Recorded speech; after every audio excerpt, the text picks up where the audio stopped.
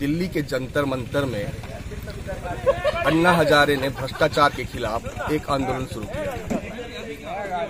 वो स्वयं आमरण अनशन पर बैठे थे और भ्रष्टाचार के खिलाफ और भ्रष्टाचार के मुद्दे पर उन्होंने पूरे देश को एकजुट किया था।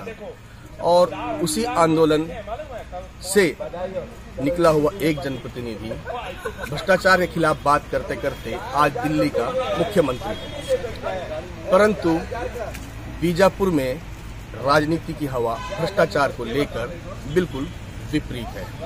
दोस्तों नमस्कार, मैं हूं गणेश मिश्रा और आप देख रहे हैं हमारे YouTube चैनल GSM बस्तर को। बात भ्रष्टाचार की कर रहे हैं और आज हम आपको बीजापुर में इन दिनों जो चर्चा का विषय है राजनीति को लेकर, उस पर एक रिपोर्ट हम दिखाने जा रहे हैं। 2 दिन पहले जिला कांग्रेस कमेटी के पूर्व जिला अध्यक्ष और पूर्व युवा आयोग सदस्य अजय सिंह भ्रष्टाचार के खिलाफ आमरण अनशन पर बैठे थे, जिन्हें सिर्फ और सिर्फ इसीलिए आमरण अनशन से पुलिस ने हिरासत में लिया। यह हवाला दिया गया कि उनके पास उसकी अनुमति नहीं है। देर शाम तक पुलिस उन्हें कोर्ट ले जाती है, SDM कोर्ट ले जाती है, जहां पर यह हवाला दिया जाता है कि जमानतदार नहीं है। जमानतदार नहीं होने का हवाला देकर उन्हें 2 दिन के लिए जेल भेज दिया जाता है। हालांकि इस समय अजय सिंह जेल से बाहर हैं और इस पूरे मुद्दे पर आज हम उनसे चर्चा करेंगे, क्योंकि काफी दिनों से अजय सिंह भ्रष्टाचार के मामले को लेकर बीजापुर में लगातार सक्रिय हैं और आमरण अनशन तक यह बात आई थी। और जब वो जेल में थे तब भी आमरण अनशन पर थे और आज वे रिहा होकर बाहर आए हैं। महज धारा 151 के तहत उन्हें 2 दिन के लिए जेल भेजा गया था। चूंकि काफी दिनों से जब ये कांग्रेस में सक्रिय सदस्य थे, हालांकि उन्हें अपनी ही पार्टी के खिलाफ बोलने के चलते कांग्रेस से निष्कासित किया गया 6 महीने के लिए। साथ ही बाद में उन्हें युवा आयोग के सदस्य के पद से भी हटाया गया, परंतु वे लगातार अब भी सरकार के खिलाफ और अपने ही विधायक और बीजापुर जिला प्रशासन के खिलाफ लगातार भ्रष्टाचार को लेकर मुखर नजर आ रहे हैं। आज हमारे साथ पूर्व युवा आयोग सदस्य और पूर्व कांग्रेसी नेता अजय सिंह बने हुए हैं। उनसे चर्चा करेंगे कि क्या कुछ पूरा मामला था। वे आज जेल से रिहा होकर आए हैं और उनके जो भी समर्थक हैं वो भी इस समय उनके साथ यहाँ मौजूद हैं। अजय सिंह जी, सबसे पहले तो आपका स्वागत है हमारे चैनल में। ये जानना चाहूँ कि आप लगातार सरकार के खिलाफ और बीजापुर विधायक और साथ में जिला प्रशासन के खिलाफ लगातार आप बोलते आए, और जब आप आमरण अनशन पर बैठे थे आपको पुलिस ने हिरासत में लिया, फिर उसके बाद जेल भेज दिया, क्या पूरा मामला है? देखिए, लगातार बीजापुर में जिस तरीके से विधायक जी और कलेक्टर साहब मिलकर DMF मत की जो राशि होती है उसका जो दुरुपयोग कर रहे चुनिंदा लोगों को, जो उनके चहेते लोग हैं, उनको कमीशन तय करके जिस तरीके से निर्माण कार्य उनके माध्यम से करवाया जा रहा है, जो लागत राशि से अधिक का है। कई ऐसे मामले जो मेरे संज्ञान में आए, इस बात को लेकर मैं व्यक्तिगत रूप से कलेक्टर साहब से चर्चा किया और उन्हें अवगत भी कराया कि सर जो काम 2,70,000 का उसकी राशि को आप 2 लाख स्वीकृत कर रहे हैं, जो काम 5 लाख से अन्य लोगों के माध्यम से करवाया जा रहा है, लेकिन वही काम कोई और कर रहा है तो उसको 16 लाख आप दे रहे हैं। तो इस तरीके का पक्षपात क्यों? तो कहीं ना कहीं भ्रष्टाचार आप किया जा रहा है। तो कलेक्टर केवल सर हिलाता है, मुंडे हिलाता है, लेकिन उस पर जवाब नहीं देते। मैं कई बार उनके चैम्बर में जाकर इस बात से अवगत कराया और लगातार जिस तरीके से बीजापुर में भ्रष्टाचार चरम सीमा पर है, आम चौक चौराहे पान दुकानों में चर्चाएं प्रारंभ हो चुका है, तो कहीं ना कहीं किसी न किसी को तो आवाज उठाना पड़ेगा। और अब मुझे यहाँ के बीजापुर की आम जनता का मौन समर्थन, आप पत्रकार साथियों का समर्थन, यहाँ के व्यापारियों का समर्थन जिस तरीके से मिल रहा है, तो मुझे ताकत मिल रहा है और आने वाला समय में लगातार भ्रष्टाचार के खिलाफ और भी अधिक मुखर होकर सरकार को और प्रशासन को विवश कर दूंगा कि आप DMF की राशि को सार्वजनिक करें। DMF की राशि का आवंटन के विरुद्ध आपने जिले में क्या क्या काम किए उसको आपको बताना ही होगा। तो इस मामले में जब आप आमरण अनशन पर बैठे थे, उसके बाद आपको पुलिस ने हिरासत में लिया और उसको जेल भेजे, आपको लगता है कि धारा 151 के तहत इतनी बड़ी सजा हो सकती? देखिए 9/12/2022 को मैंने कलेक्टर कार्यालय में के शाखा एसडीएम कार्यालय में खुद भी उपस्थित होकर आमरण अनशन का अनुमति पत्र स्वयं एसडीएम के पास पेश होकर दिया, लेकिन उन्होंने लेने से इनकार किया।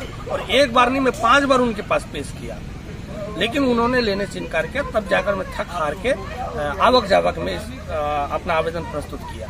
और मैं 9 तारीख के बाद मैं 12 तारीख को धरने पर बैठ रहा हूँ। उसके बाद भी आप मेरे आवेदन पत्र मुझे कोई जवाब नहीं दिया, तो इससे स्पष्ट था कि आप मुझे सहमति दे चुके हैं। और जिस दिन मैं यहाँ पर धरना दे रहा था, टेंट लगा रहा था, उनके कार्यालय में तैनात होमगार्ड मेरे धरना स्थल पर आकर 2 से 3 बार आया और एसडीएम साहब मुझे भेजे, क्या कर रहा है देखो, टेंट लगाया है क्या देखो। आप चाहते तो उसी वक्त मुझे रोक सकते थे, पर लेकिन आपकी मंशा थी मुझे जेल भेजने की। अच्छा, जो जब आपको एसडीएम कोर्ट में पेश किया गया और जब आपको जेल भेजा गया, उसमें यह हवाला दिया कि आपको जमानतदार नहीं था, इस पे कितनी सच्चाई? देखिए, मैंने बाकायदा जब मुझे मालूम चला, मैं कोतवाली थाने में मुझे जब थानेदार द्वारा ये बताया गया कि आपके विरुद्ध 151, 107, 116 का मामला पंजीबद्ध करके आपको न्यायालय में पेश करना है, मैं तत्काल अपने वकील के माध्यम से कोर्ट में एसडीएम कोर्ट में बाकायदा जो नियम जमानतों के शर्त होते हैं वो सारा दस्तावेज, पट्टा, पट्टेदार, वकील, सारे लोग उपस्थित थे। पहला आदेश ये होता है कि आपको 10,000 के बाउंड पर छोड़ा जाता है। उसका एकाएक अचानक एसडीएम का अपने कार्यालय से उठकर कलेक्टर के कार्यालय में जाकर चर्चा होना, कलेक्टर और एसडीएम के बीच में आधा पौन घंटा चर्चा होना, उसके बाद एसडीएम का एकाएक आना और अपने बाबू को आदेश को तब्दील करना। पहले तो मुझे रिहाई के आदेश करते हैं, उसके बाद कलेक्टर से उनके साथ ऐसा क्या बात होता है नहीं मालूम, वो आदेश को निरस्त करके मुझे जेल भेजने का आदेश पारित करते हैं। तो कहीं ना कहीं मुझ पर एक डर और एक भय का वातावरण बनाने का प्रयास प्रशासन के द्वारा और विधायक के द्वारा किया गया, लेकिन मुझे कोई भी चीज। अजय जी, एक चीज और, जब आप पार्टी से निष्कासित नहीं थे, आपकी सरकार बनी थी, उसके बाद भी आप पिछले लगभग 1 साल से ज्यादा का वक्त हो गया लगातार आप अपनी सरकार और अपने ही सिटिंग एमएलए और जिला प्रशासन के खिलाफ लगातार बोलते हैं। क्या आपको लगता है कि इसी का खामियाजा आपको भुगतना पड़ा इसमें? बिल्कुल इसी का खामियाजा है। देखिए, जब सरकार बन के आई 2018 में, कुछ समय तक तो हमारे बीच सब कुछ ठीक ठाक चल रहा था, लेकिन एकाएक विधायक जी का रवैया भ्रष्टाचार की और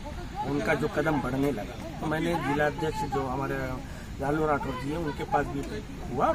मैं कई बार विधायक जी से फेस टू फेस होकर कहा कि जो तुम आप कर रहे हो गलत है, कहीं ना कहीं इसका खामियाजा पार्टी को भुगतना पड़ेगा। लेकिन सत्ता के नशे में विक्रम मंडावी इतने चूर है कि उनको कुछ दिखाई नहीं दे रहा, केवल भ्रष्टाचार, महात्मा गांधी की हरे हरे नोट उनको नजर आ रही है, जनता की समस्या जस की तरह से। अब आपको एक चीज बताना चाहूंगा, आप अभी देखे होंगे कि बीजापुर में पहली बार बस्तर प्राधिकरण की बैठक में 7 जिले के कलेक्टर, लगभग 12 के 12 विधायक इस जिले में आए। दूसरे दिन अखबारों में क्या आया कि महाविद्यालयों के नाम, तो क्या प्राधिकरण में केवल वही चर्चा हुआ? प्राधिकरण में तो ये हुआ होगा ना कि इस क्षेत्र के बीजापुर को हम प्राधिकरण के लिए मत से हम कितना पैसा जारी किया, तो ये इस चीज का खुलासा जनसंपर्क के द्वारा क्यों नहीं किया गया? यही है भ्रष्टाचार, यही है भ्रष्टाचार। जैसे आप विधायक पर जिस तरीके से आप आरोप लगाते हैं भ्रष्टाचार का, और इसके पहले भी आपने कार्यकर्ताओं के साथ जो तालमेल है बैठ रहा है वो नहीं बिठाने का आरोप लगाते हैं। अच्छा जी, जैसे आप अब सरकार बनी, आपकी सरकार बनने से पहले भी लोगों के बीच में आपकी और जो विधायक है स्थानीय विधायक विक्रम मंडावी, आप दोनों की जोड़ी को जय गुरु के नाम से लोग जानते थे, तो अचानक ऐसा क्या हो गया कि आप दोनों के बीच में मनमुटाव हो? देखिए, जय गुरु के रूप में तो भूपेश बघेल और आदरणीय हमारे टीएस बाबा को भी लोग जानते थे। आज उनके बीच में क्या हो? केवल विचारों का मतभेद, विचार नहीं जानते हैं। उनका विचार पैसे कमाने का है, हमारा विचार पैसे कमाने का नहीं। कमाई तो हर कोई करता है, आप भी यदि खड़े हैं तो आपको भी पेट है, आपका भी बाल बच्चे हैं, वो कमाई अलग होता है, ईमानदारी की कमाई है, आप कीजिए। लेकिन जनता की जो मूलभूत सुविधाएं की जो सरकार राशि जारी कर रही है, डीएमएफ की राशि मेरे ख्याल से सालाना 80 से 90 करोड़ रुपए आपको जिले के विकास के लिए आता है, कहाँ है? यही तो मैं बोल रहा हूँ। यदि आप में ईमानदारी है, यदि कलेक्टर की में ईमानदारी है, विधायक जी की में ईमानदारी है, मेरे बात आप अस्वीकार कीजिए। मैं जो आरोप लगा रहा हूँ उसको यदि आपको गलत साबित करना है तो आप स्पष्ट कीजिए ना, इस जिले के लिए इतना राशि आया तो इससे ये काम हुआ, इतना पैसा बचा, क्यों नहीं कर रहे हैं? आप जो मैं भी घर में अपने 9 कैमरा लगाया हूँ, CCTV 9 कैमरा लगाया हूँ। 9 कैमरा का लागत है 25,000 रुपये, मात्र 25,000 रुपये। आप एक कोटा केबिन में 30 कैमरा लगा रहे हैं, तो 10 कैमरा का 25,000, तो 30 कैमरे का कितना हो गया? 3 लाख। कहाँ 3 लाख? 10 कैमरे का 25,000, तो 30 कैमरे का 75,000। 1 लाख के अंदर होना चाहिए वो काम। आप उस काम को 4.5 लाख रुपए में कर रहे हो, यही तो भ्रष्टाचार है। आप अखबारों के माध्यम से क्यों नहीं बताते हो कि एक कोटा केबिन में 4 लाख रुपए का CC कैमरा फुटेज के लिए 4.5 लाख रुपए सिक्योरिटी किए? क्यों नहीं बताते? आप जनता को क्यों नहीं बताते हो 4.5 लाख रुपए की सिक्योरिटी से CC फुटेज लग रहा है? आप क्यों नहीं बताते हो कि बतकम्मा की जो भोपालपट्टनम में हमारा आस्था है, बतकम्मा लोग नवरात्रि में भारी उत्साह के साथ बनाते हैं। विधायक जी वहाँ जाते हैं और 5-5 हजार रुपए चंदा देते हैं, लेकिन उसी चंदे के आड़ में वो बतकम्मा का एक सेट बना रहे हैं जो 60 से 70 हजार रुपए का लागत है, लेकिन आप उसको 2,15,000 की सिक्योरिटी कर रहे हैं। यही है भ्रष्टाचार। आप भ्रष्टाचार के खिलाफ मुखर होकर बोल रहे हैं और अनशन पर भी बैठे थे, जिसका खामियाजा आपको 2 दिन का जेल जा कराना पड़ा। अब इसके बाद आपका क्या? देखिए, मेरे जेल जाने से जिस तरीके से मुझे पत्रकार साथियों का समर्थन मिला, भारतीय जनता पार्टी के कभी मैं शुक्रगुजार हूँ कि उन्होंने भी अपना मुझे नैतिक समर्थन दिया। भैरमगढ़ के व्यापारियों ने अपनी प्रतिष्ठानें बंद रखी और मेरा परिवार जो मुझे साथ दिया मेरे विकट परिस्थितियों में, जिस तरीके से मेरी पत्नी, मेरे बच्चे मेरे साथ कंधे में कंधे मिलाकर खड़े थे, और आप सबका जिस तरीके से सहयोग मिल रहा है, तो इससे मेरा हौसला लगातार बढ़ रहा है। मैं आने वाला समय में कल मैं विधिवत आवेदन फिर कलेक्टर को, अब मैं SDM को नहीं दूंगा, मैं कलेक्टर को दूंगा, कलेक्टर से अनुमति लूंगा कि मुझे विधिवत अनुमति अनशन के दिया जाए और मैं पुनः भ्रष्टाचार को लेकर अनुमति मिलने के बाद फिर से अनशन पर बैठूंगा। अच्छा, ये जो पूरा वाकया हुआ, आप अनशन पर बैठे, आप जेल गए, तो मतलब बाजार में भी चर्चा है कि आपकी किसी काम का पेमेंट रुका हुआ है, वो भुगतान नहीं हो रहा, इसलिए आप ये कर रहे हैं? नहीं, देखिए, मेरे कहीं भी मैं जो लिखा हूँ उसमें मैंने अपने पेमेंट को लेकर कहीं भी कुछ नहीं लिखा। यदि मेरा पेमेंट रुका, मैं काम किया तो मेरा अधिकार बनता है कि मेरा पेमेंट मुझे दिया जाए, लेकिन मैं केवल उसके लिए नहीं बैठ रहा हूँ। मैं काम कर चुका हूँ, CC जारी हो चुका है और कंप्लीट सर्टिफिकेट लग चुका है, हैंडओवर हो गया है बिल्डिंग। आप उसका पेमेंट करने में असमर्थ हो, आप पेमेंट नहीं कर रहे। वहीं दूसरी ओर उद्यान विभाग में सामूहिक खेती किसानी के नाम पर करोड़ों रुपए आपने स्वीकृत किया, जबकि भौतिक सत्यापन वहाँ के उद्यान अधीक्षक के माध्यम के उपरांत भुगतान होना था ठेकेदार को, लेकिन आज पर्यंत तक भौतिक सत्यापन नहीं होने के बाद भी आप अपने चुनिंदा ठेकेदार को भुगतान करवा देते थे। वहाँ CC जारी नहीं हुआ, लेकिन आपने वहाँ फुल भुगतान करा दिया, और हम यहाँ काम करके बैठे, CC जारी हो चुका है, आप हमको भुगतान नहीं कर रहे। तो कहीं ना कहीं मुझे मानसिक परेशान करने का भी प्रयास किया जा रहा है, लेकिन मुझे पैसे की कोई परवाह नहीं। आप सबका आशीर्वाद, बीजापुर की जनता का सहयोग लगातार जिस तरीके से मिल रहा है, उसी के हिम्मत पर, उनके समर्थन पर मेरा हौसला बुलंद है और आगे भी। मतलब ये क्लियर शॉट है कि ये जो आपकी लड़ाई है आगे तक चलेगी निश्चित। मुझे अपनी जान गंवानी पड़ी, मैं जान गंवाने के लिए भी तैयार हूँ, लेकिन भ्रष्टाचार बीजापुर में हावी होता नहीं देखना चाहता। और भ्रष्टाचार जिस तरीके से विधायक जी और कटारा जी किए हैं, मैं इन भ्रष्टाचारों को जनता के एक एक जन तक पहुँचाने का काम करूंगा, और इसमें आप सबका सहयोग की अपेक्षा। अच्छा जी, अब आने वाले 7-8 महीने बाद चुनाव होने, विधानसभा चुनाव, उस समय जो रहेगा आपका क्या? यदि विक्रम साहा को पार्टी टिकट देती है तो मैं उसके खिलाफ। बहुत बहुत धन्यवाद अजय जी।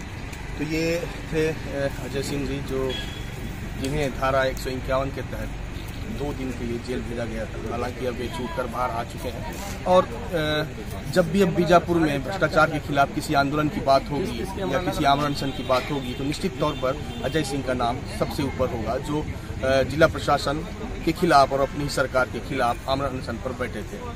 बहुत जल्द आपके साथ नई रिपोर्ट के साथ होगी मुलाकात, तब तक के लिए नमस्कार।